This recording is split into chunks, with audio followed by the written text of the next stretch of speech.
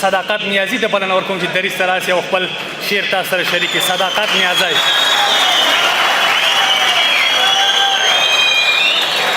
سلامونه، نیکې هیلې، احترامات ټولو مشرانو ته، عزیزانو، خدای تعالی دې وکړي چې په خیر راغلي اوسئ.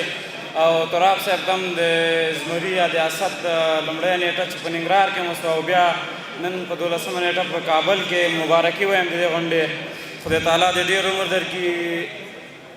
راځم ډېر مې وپوښتل چې ولې په څه باندې، خو تر اوسه مې پیدا نه کړې ځوابه. ډېر مې وپوښتل چې ولې په څه باندې، خو تر اوسه مې پیدا نه کړې ځوابه. پښتون ولې له پښتونه وژل کېږي، خدای خلاص کړه زیاتي مونږ له دې عذابه. زه یې نه لولم تر ما یې مه راوړئ، زړه مې تور دی د ژوندون له دې کتابه. او لکه وږی ښامار هېڅ نه مړېدلې، څه دې وخوړو بدرنګه انقلابه.